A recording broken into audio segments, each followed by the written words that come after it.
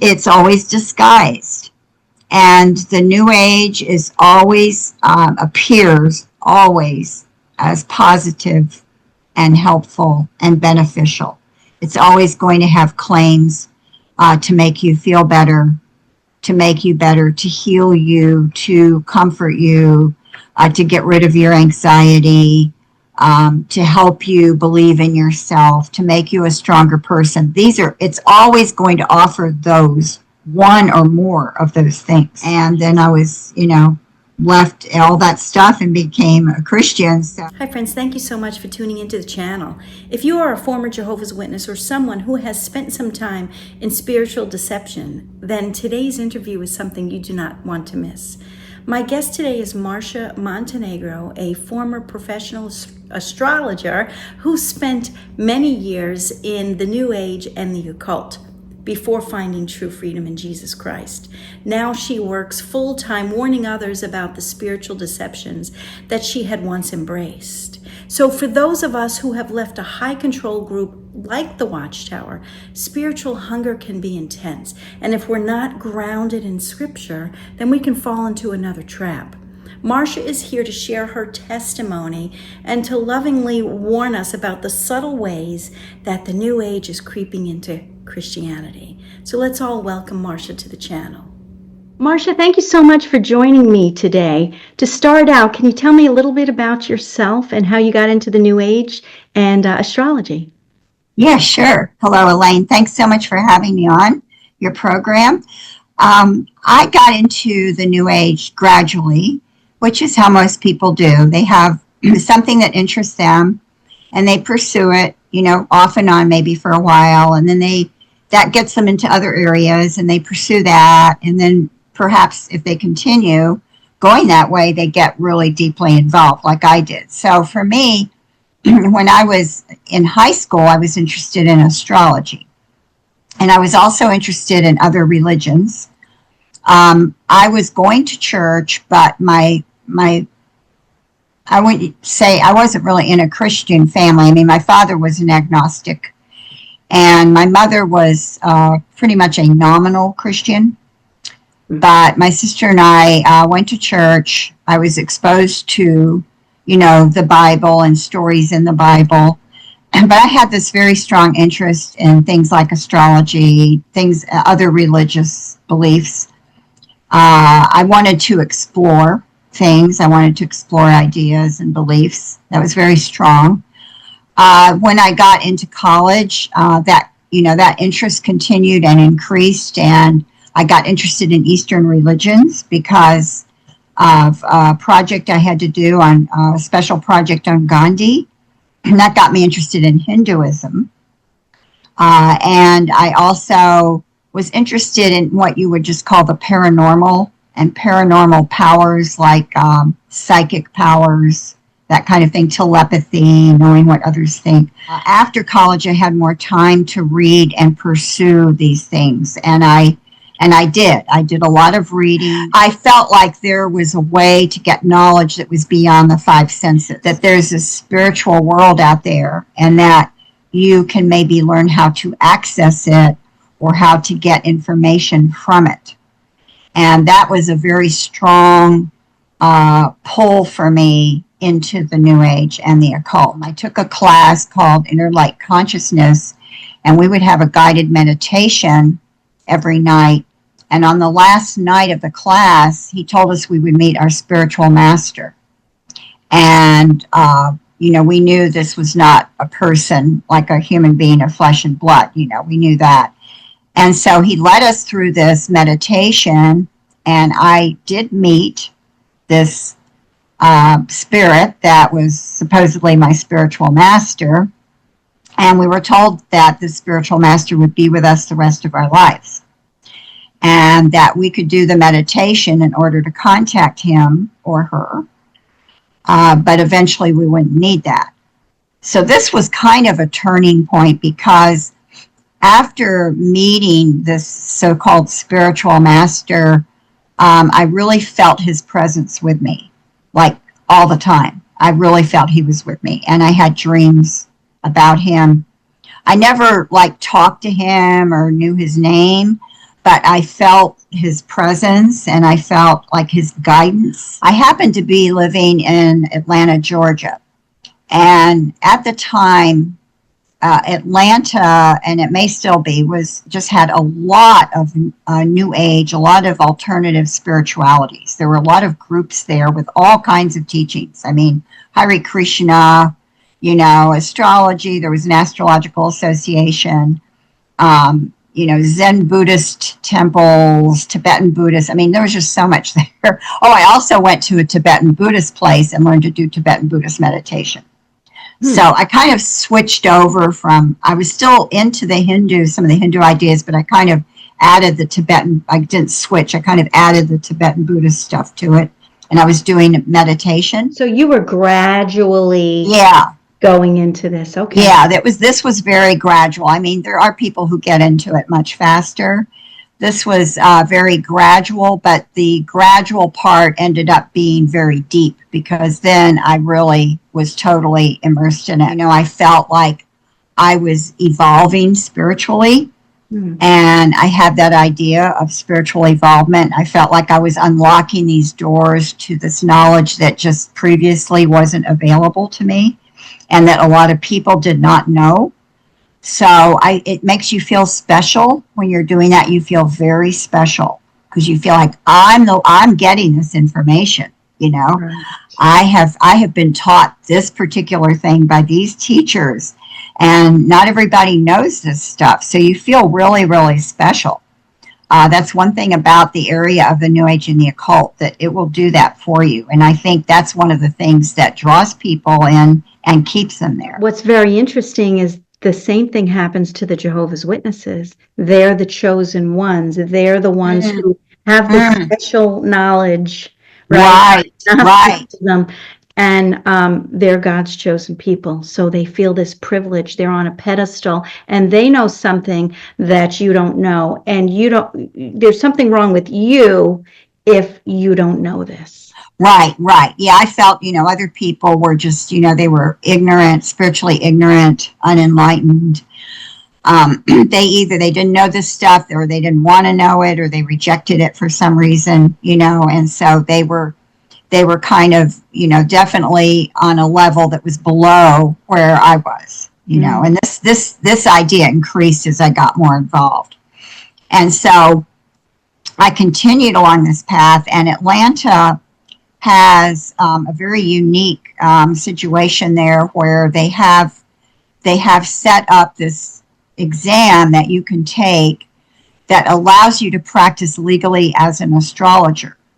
And I don't think any other city has this. In most places, or in a lot of places, it's illegal to do it because it's considered fortune telling. And a lot of counties and cities or towns have laws on the books that actually they can fine you for fortune telling. Now, I don't think these are strongly enforced unless a situation comes up where someone's scammed out of a lot of money or something. And I took an exam which was 7 hours long. So 7-hour astrology, like most occult practices, is very complex. And I spent a good 2 years studying it, taking classes and studying it. And I personally had one of the astrologers tutor me to prepare for this exam. And so I took it, I passed, I bought my business license, and I actually had started practicing before I had the business license. I was practicing on people for like $10. And then once I had the business license, I kind of, set up shop as an astrologer. And I was doing Zen Buddhist meditation, which is called mindfulness. And that's an area I can address later because that's become very big in this country, mindfulness. I had started to believe in reincarnation. And it became very real for me, like it was a very strong belief that that when we die, we go somewhere and then we come back, as a completely different person, maybe another country. Maybe you go from a woman to a man or a man to a woman, And I saw God as a force or an energy that we all come from and we all go back to. And Jesus was an enlightened spiritual master, kind of like Buddha, he was on the same level as Buddha. And so I saw him as sort of this mystical figure with these kind of secret teachings. His teachings were really, you had to really understand what he really truly meant by his teachings. You don't really take them at face value. In the New Age, nothing's face value. Everything's always deeper, and you have to kind of know these hidden meanings of things. I felt that this was my calling to be an astrologer. I had a client who offered me a job in his office, and he wanted me there so that I could give him information on the employees based on their birth dates. Oh. So basically, he was hiring me as sort of an astrologer, but it was officially, I was being hired as a special project coordinator. That was my title. And nobody in the office, including his secretary, knew why I was really there. I started working there in December, and then what happened the following April is that I started getting this compulsion to go to a church. And I didn't understand why. I didn't know, where is this from? Why I don't want to go to a church, but it was very, very strong. And I just, I didn't know what to think of it. So I sort of ignored it. And then a little bit more time went by, and then this compulsion, it just became so strong. I actually went to an astrological conference in August, and I came back. I think I thought after I came back the compulsion would be gone, but it wasn't. And so I didn't really experience it when I was in Oregon. But when I came back, it was still there. Yeah. And so I thought, well, this is probably something from a previous life as a Christian. So I'll just go. I'll just go to a church and see what happens. There's some kind of unresolved issue. So I went into a church. I was going to leave early. I sat in the back at the end of the pew so I could walk out quietly. The service began. They played music. Everyone stood up. They had a procession of ministers from the back. They were all led by a boy carrying a cross. This was an Episcopal church. And I was not familiar really with Episcopal churches. This was kind of new. But I didn't want to go to anything from my background. I wanted to go to something different. So as the boy passed me with the cross, I felt this love pouring down on me. And it was, I call it a waterfall of love. It was really incredible. And it was as though God was telling me he loved me. That's what I didn't hear a voice, but it was as though God was telling me he loved me. I didn't understand this because I didn't really believe in a personal God, or a God who loved me. And I didn't know how to process it, but I was crying. I ended up staying during the whole service, and then I decided I wanted to go back. And I kept going back to that church. Now, that church was a very, very open-minded church. So even a few people there even wanted my business card. So I felt like this is a good place. I maybe can get some clients here. That was my thinking. That was one reason I kept going back. And but I noticed that in the liturgy they would say Jesus Christ every once in a while, and it just had this effect on me that I didn't understand. I'd say within 3 weeks or so, I started getting this impression God didn't like astrology. Now, nobody told me this. It was a strong impression. And then that became, within a couple of weeks, an impression that God wanted me to give it up. And this was really too much for me. I thought, I can't possibly give astrology up. And why would God want me to give it up? Because I'm helping people. See, I saw myself as helping people. And people told me that I helped them. So, I didn't understand why God would want me to give it up. But I actually made the decision the night before Thanksgiving to give it up. And I decided to start reading the Bible. And I was reading a little bit every night. I started in Matthew. And shortly before Christmas, I got to Matthew chapter 8, and I was reading the account of Jesus in the boat and the storm and how he rebukes the sea and the wind and they stop. And this story just kind of captivated me, and I kept rereading it. And as I was rereading it, God opened my eyes. I saw who Jesus really is. I realized I had been separated from God my whole life, and that if I had died before that moment, I would have just been separated from God forever. I just turned my life over to Christ at that moment, and I knew I was a new person. Yeah, I got really. the glory bumps when you Yeah. said, that verse where they say, even the wind and wave, who is this man that even Yes. wind and waves obey him? And Yes. I've got all the hair standing up. I know, me too. Because they say that, who is this? Who is this man? And Jesus says, "Oh, ye of little faith." They still don't understand Right. his full authority and his person as the Son of God. And so that was the moment I was saved. And I just, everything in my life changed. I was scheduled to teach at the Astrological Society. I had to find another teacher, and I resigned. But, I was sort of in limbo because I was in this very open-minded church. So I wasn't getting a whole lot of good guidance, to say the least. Mm-hmm.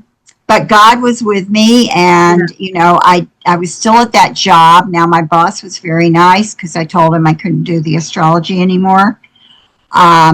He happened to have been away when all this happened. He was like on this leave of absence, and when he came back, I told him I couldn't do it. He let me stay there. He just gave me busy work. And so it was in April, I found out this young man who worked there, who I knew was a Christian, came into my office about something work-related, and I said, I can't believe that a few months ago I was an astrologer and now I'm a Christian. And he said, maybe somebody was praying for you. Oh, man. And I said, I don't know anybody who would pray for me. And then as I said this, I'm looking at him and he's kind of smiling. Wow, And I want to cry. And I said, wait a minute, Jeff, were you praying for me? And he said, my fellowship group at my church and I were praying for you. He was in a young adult fellowship group at his church, and they had faithfully prayed for me that whole year when all this happened, every other Tuesday night when they met. The verse that says the prayers of a righteous man are much. Yes. I don't understand prayer and how I know that it's lifted up to God and all of that. I don't have a full grasp on it, but I believe it. I know it works, and I've read so many verses in the Bible where with Job, when God rebukes Job's friends and says something to them, whatever he said, and he said, because Job prayed for you. This man prayed for you. We are to pray. I mean, I think prayer changes us. And it reminds us of our dependence on God, right? And that He's the one that does everything. And of course, these prayers from this group, that glorified God, it glorified Him, because they just faithfully prayed and trusted God. And then I was, left all that stuff and became a Christian. So that was a real, encouragement, I'm sure, to them. And when I tell other people about this, it encourages them to pray for people. Absolutely. It's a beautiful story. And the reason I wanted to interview you, Marsha, is because, you see, Jehovah's Witnesses, they're trained to reject the obvious occult practices, witchcraft, divination. As a Jehovah's Witness, we were not allowed to do yoga. We were not allowed to eat Lucky Charms because it had the word luck in it. But when they leave, they're spiritually hungry. They don't know where to turn. because their whole life was a lie and they're emotionally vulnerable. And you have this amazing story. And what's so dangerous is this new age, these new age practices, they're creeping into the church. Yes, And yes, that's one thing that I wanted my audience to know, to learn, to be familiar with from you yes, as to what it possibly is. yes. And that's very, very true because a lot of people searching who maybe aren't Christians may be drawn to these things, and a lot of Christians, even Christians, are drawn to them too because there's nothing usually that comes with the label on it that says New Age. It doesn't say, hello, I'm a New Age practice. It's always disguised. And the New Age is always, appears always as positive and helpful and beneficial. It's always going to have claims to make you feel better, to heal you, to comfort you, to get rid of your anxiety, to help you believe in yourself, to make you a stronger person. It's always going to offer those, one or more of those things. So either physical healing, emotional healing, relief from trauma. And it's more of a focus on self, looking Yes, inward. It is very much a focus on self because your ego is very much massaged. You have this wisdom within yourself. You can access this wisdom. You're aligned with this greater power, energy, and all of this can bring you into this better state. So there's a big focus on self. And at the same time, you're made to feel that you're part of something bigger too, which is a lot of people need that. They feel that they need to be connected to something bigger. So in the New Age, everything is energy. And you, by connecting, or realizing that you're connected to this energy, see, you're part of this whole bigger thing where we're all connected to this energy. And that can be used to heal you. It can be used to, feel love from other people. Of course, a lot of practices in the New Age will give you experiences. So there's a lot of meditation going on, like what I did. And you have experiences when you do these meditations that make you feel that something spiritual is happening. You may feel like you're in touch with God. And you actually have these experiences that are very positive. And so it's very much like a drug. It's like a drug. And it's very confusing for some people because they hear the word meditation and they think, okay, well, yes, the Bible says we are to meditate, right? But what does the Bible tell us to do? Meditate on the Word of God, not meditate to empty our minds so that we can become better or our minds can be filled with something else. Right. And the meditation, that word is the word that causes a lot of confusion because biblical meditation is meditating on the Word of God. You're pondering, and you're also, the key factor here is that you're using your mind. So you're pondering and reflecting on God's Word. You're pondering, you're not just sitting there in a non-thinking state. You're actively pondering it. And whereas in Eastern meditation, the idea is that you have to transcend your mind, because in Eastern spiritual views, the mind, since the mind is part of the material world, it's a barrier to spiritual truth because they see the material world either as an illusion or some kind of barrier. They see it as a lower, in the New Age, they see the material world as a lower form of energy. So you have to get beyond the mind. The mind is too limiting, and you have to get beyond the mind to be able to receive or grasp these spiritual truths or to experience them. So the techniques that are taught in Hindu and Buddhist meditation are techniques that are basically self-hypnotic. and you breathe a certain way. You sit very still. Usually you have your eyes closed, and then you disengage from your thoughts. So in Hindu meditation, you sometimes will have a mantra, a word that you repeat if thoughts come to your mind. As you do this over and over again, and as you learn to disengage from thinking, which you can do because I did it, your worldview shifts, and you begin to sense that what happened to me a lot is I felt that myself was melting away and kind of going into I was connecting to everything. Like everything that existed that was real, I was connecting to it. And it gave me a peaceful feeling. So you may get peaceful feelings from this. Now this is, the Buddhist meditation that I did.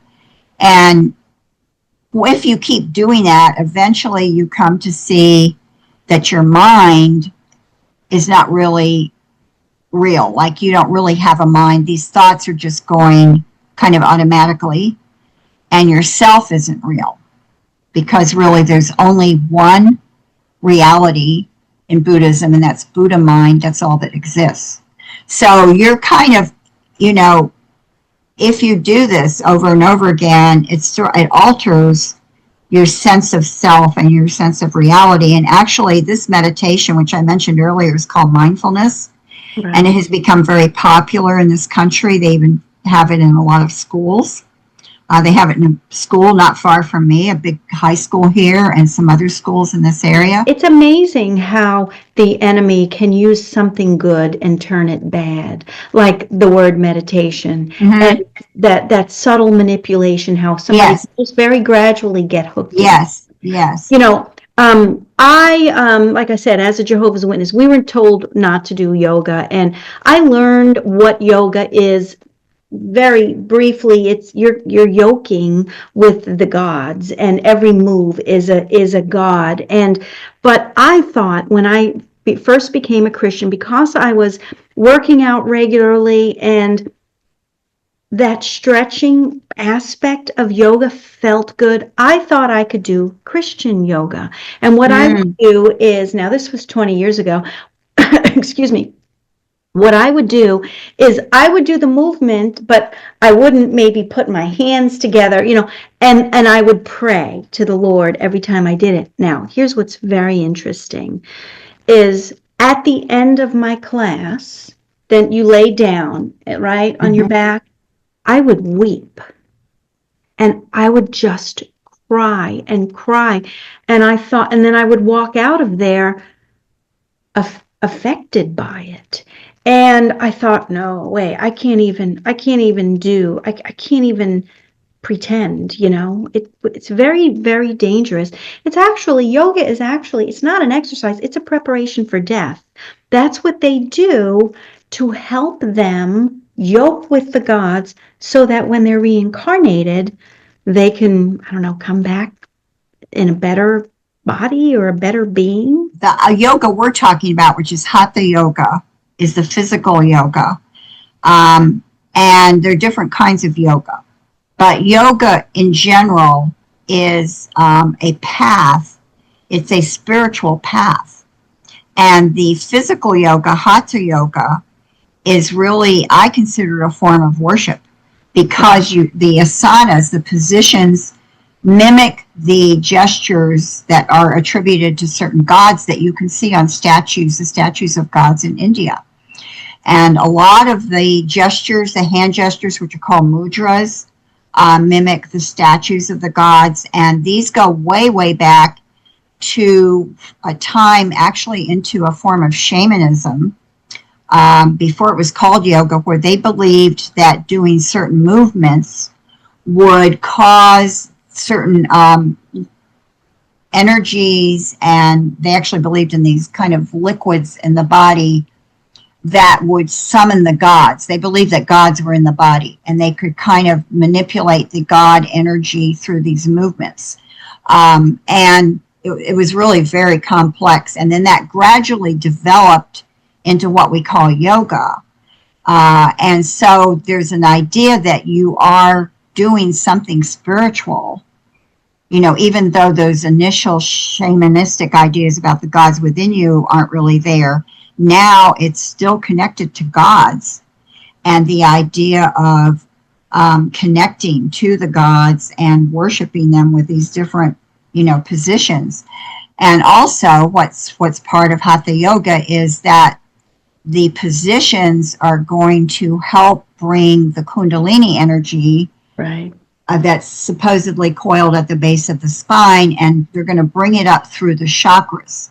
So the chakras, which are supposedly 7 centers of energy, chakra means wheel, and so these are located from the pelvic area all the way up to the top of the head, and you're supposed to raise the Kundalini energy through the chakras. And one way that you do this is the yoga positions help clear the chakras in order to receive the Kundalini energy. So that's another thing that's going on too with the position of the the asanas. That's the purpose of them. So when you hear things like with the yoga, they say, oh yeah, you do this movement, it opens the chest. It has to do with the heart chakra in the chest. But you don't hear that when you see people doing yoga in most cases in different classes, like at the Y or at the gym. They're not going to use the spiritual language, but that's what's going on. That's the idea of it, and that's the purpose of it. The purpose is not exercise. It's not to be more limber. It's not to be more flexible.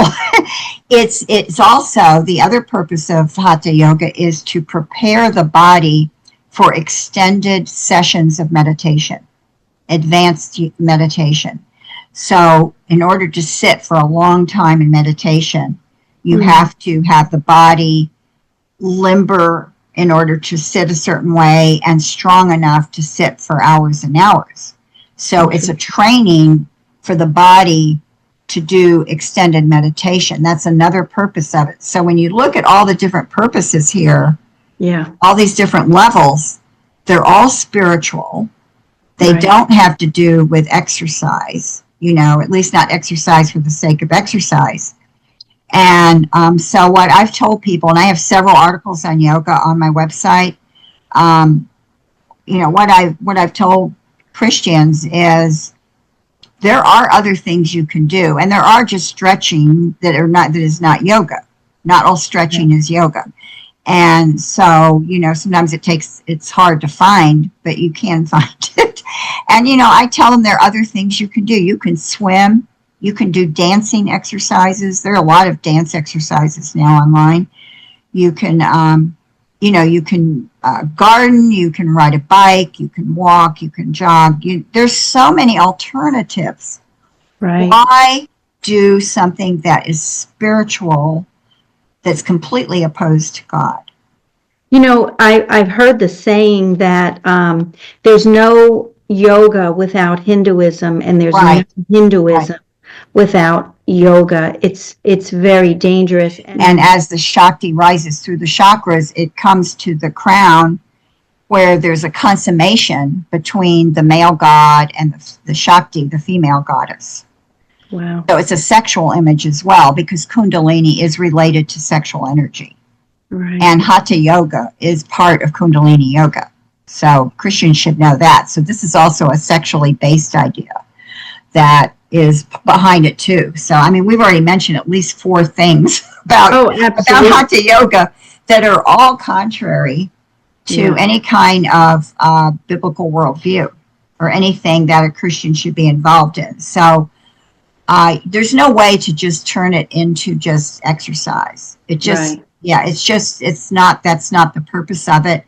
I've had Christians who have told me they tried to do it as exercise, and that didn't work out so well for them. No, I could not. It did not. Yes. I really had a spiritual experience, even though I was trying not to. Yes.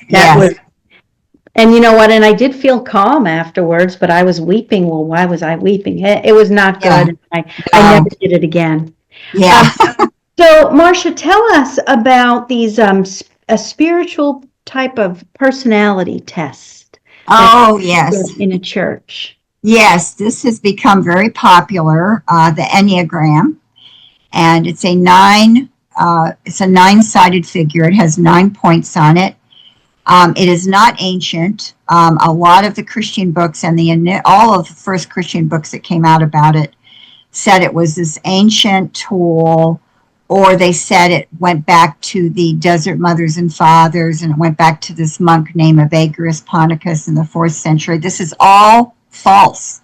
It did not exist before 1916. That's when it first existed, and it came from this esoteric teacher named George Gurdjieff, who had these spiritual ideas about how man evolves, and goes to higher levels. And he had these followers that he taught.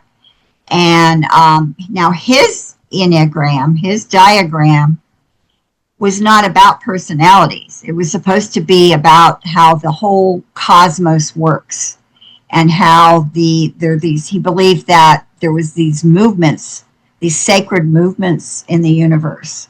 And he even had dances that he choreographed where the dancers mimic the movements. You can find them on YouTube.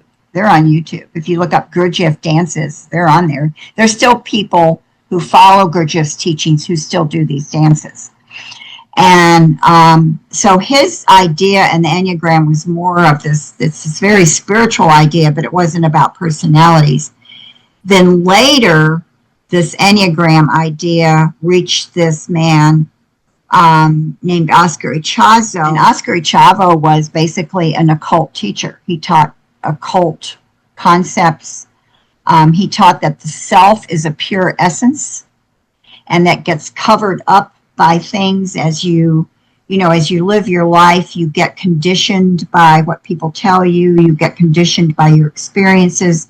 You get this false self builds up that covers up this true pure essence. And so the Enneagram was a way to dismantle the false self and uncover the true essence of who you are. So it still wasn't really about personality. He actually named the 9 points after the 7 deadly sins, and then he added two more sins because he needed 9. Oh. But he wasn't, he wasn't a believer in the Bible. He just used that as a way to explain it. Plus, think about it. He was in Chile, a very strong Catholic country. Right. So people are going to come hear this, and they're going to identify like, oh, I know about the 7 deadly sins. That's in the Bible. So here you have a very common occurrence. I see this all the time, where the occult is disguised as though it's biblical. Now, Claudio Naranjo said in a 2010 video, which is, as far as I know, still on YouTube, that he got most of the information about these types from his higher authorities. His higher authorities are his spirit guides. And so he said that's where he got this information. And then he used that to teach the Enneagram. The New Age adopted the Enneagram very quickly. Meanwhile, Richard Rohr, who's not a Jesuit but a Franciscan friar, also learned the Enneagram, but he liked it and he wrote a book about it, and he kind of became an expert in it. But all of this stuff was going on either in the New Age or in the Catholic Church. But then it finally reached the Evangelical Church in 1916 when The Road Back to You came out by Ian Cron and Suzanne Stabile. But here's an important thing to know. Ian Cron and Suzanne Stabile are both associates of and students of Richard Rohr. Mm-hmm. So there's the connection with Richard Rohr, the Franciscan friar. Right. And Richard Rohr, even though he's Roman Catholic, his beliefs are not Catholic. His beliefs are what are called perennial wisdom. I don't want to get off track with that because that's a whole other thing. I do have an article on my website, but perennial wisdom is incompatible with Christianity.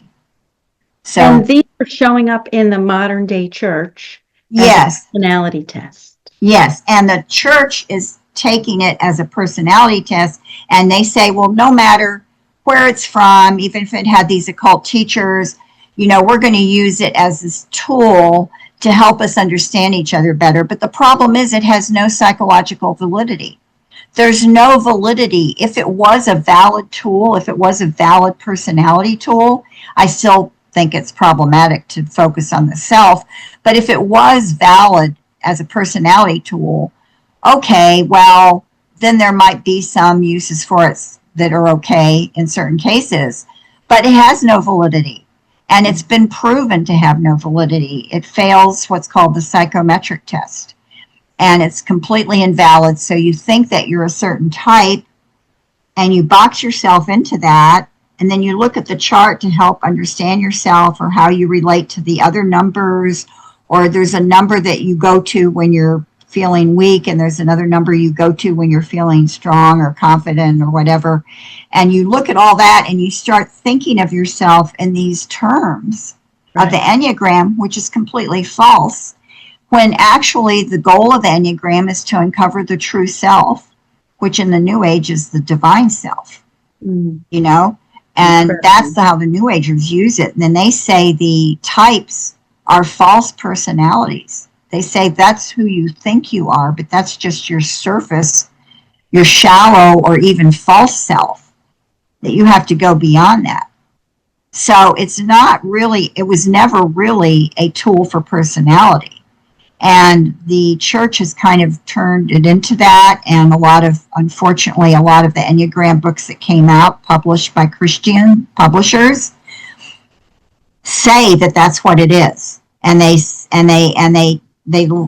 publish these books as though it has validity and as though it can be a Christian tool. So in 2011, I wrote an article on it to expose it, never dreaming that it would be, in the evangelical church. And then finally, Don Vino, who he and his wife Joy direct Midwest Christian Outreach, and they've been doing that for, I think, over 30 years, and I've known him for a really long time. And he's my co-author on this book. He said we need to do a book about this. Yeah. And so we did Richard Warren, The Enneagram Secret, to expose it. Yes, that's great. I have that book, and it's incredible. I'll put a link down in the description. Thanks. And lastly, Marsha, before we let you go, I just want to briefly talk about Jesus calling. Now, when I became a Christian, I had realized that my entire life as a Jehovah's Witness was a lie, and I wanted untainted truth. And I started reading my Bible voraciously. I still read it through every single year. I do a little bit every single day. And but I had gotten a little bit sidetracked at one point in time, and I started reading this book called Jesus Calling. And I tried to look up the verses. What it is it's like this sweet little devotional. And down at the bottom, she quotes verses, and I would read that devotional, make me feel really nice. Talked about the presence. Jesus as the presence, his capital P, like it was a title. And I loved it. It's beautifully written, but it goes off into some really weird stuff. My copy of the book, in the foreword, from what I understand, it's been removed now, but my copy of the book says that Sarah Young, who wrote this book, she was inspired to write this because the Bible just wasn't enough. That's my words. The Bible wasn't enough. She wanted more. So she wrote down what she felt this Jesus was telling her.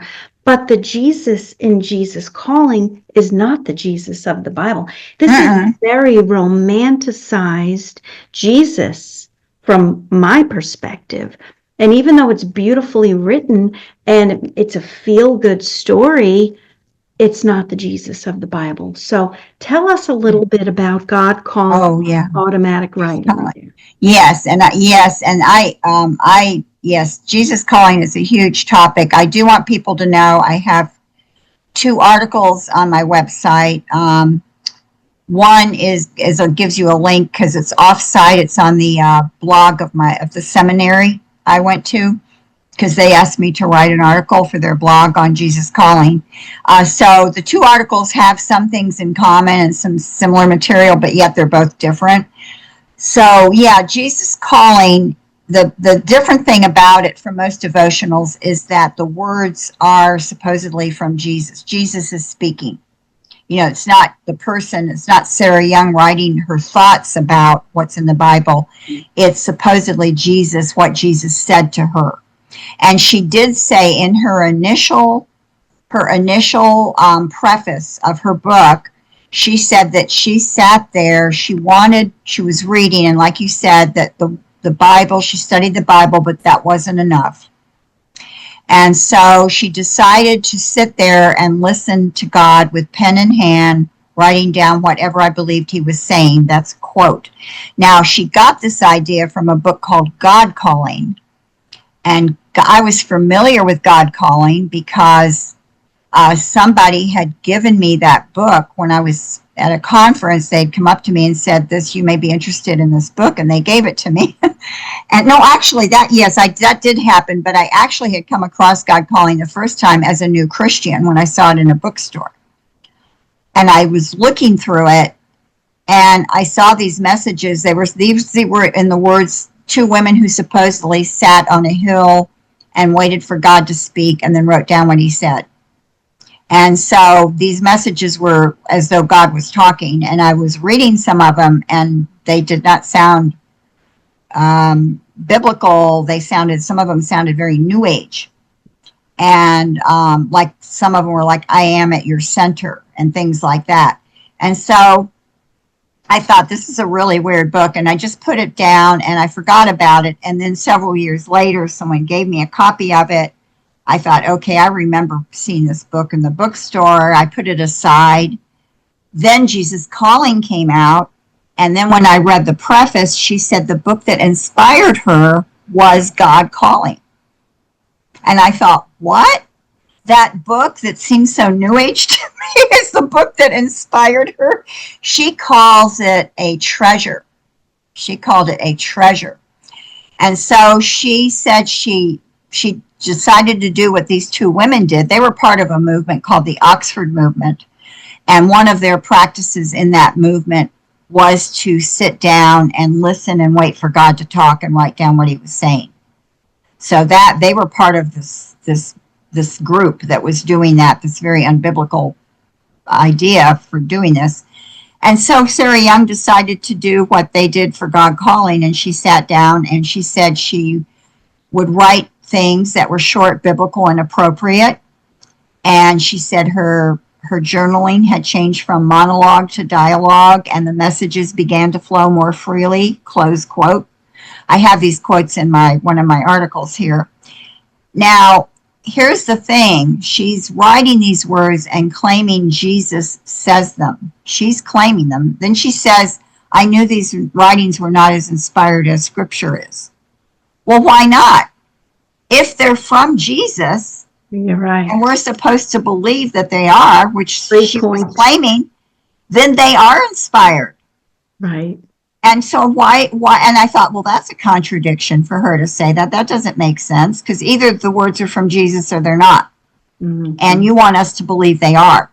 That part where she writes about God Calling and how she wrote down what she heard Jesus say was removed by the publishers. Mm-hmm. And in the later editions, it's not there. And they say something like she was inspired or something by Scripture to write down what, she thought Jesus might say, or something like that. They completely changed what she said.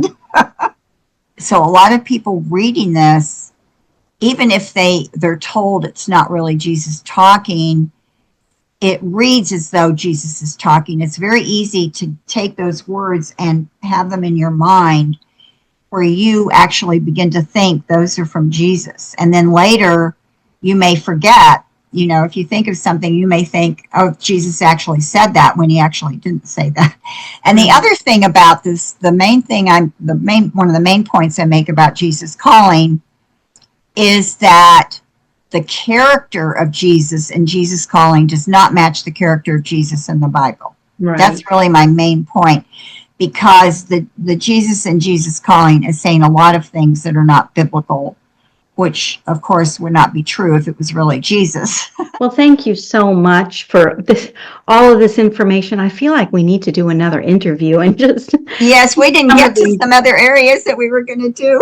Well, that's okay, because there's just so much. And I know that my viewers will benefit so much for this, because, when they've realized their entire lives was a lie, they're looking for truth.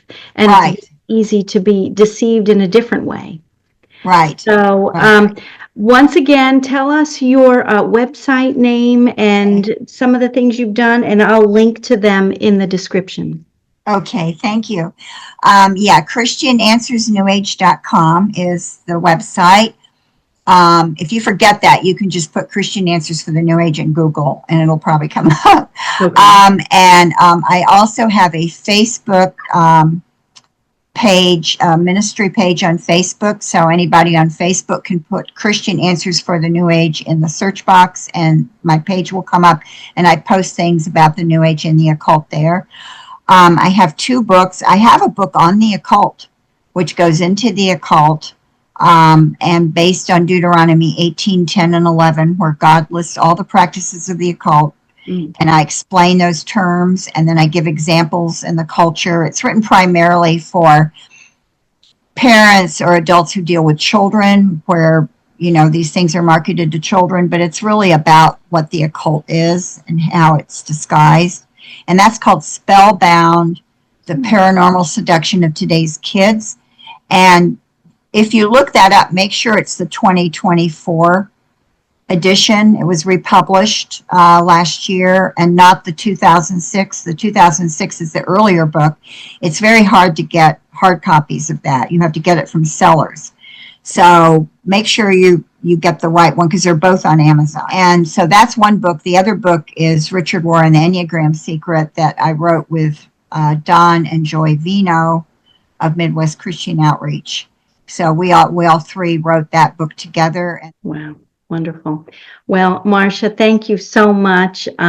Once again, check out the description. Please go to Marsha's website, read some of her papers, check out her books. And I just thank you so much for taking the time to spend with me today. Well, thank you for having me. I really was very honored to be on your program, and I hope that it's helpful to people.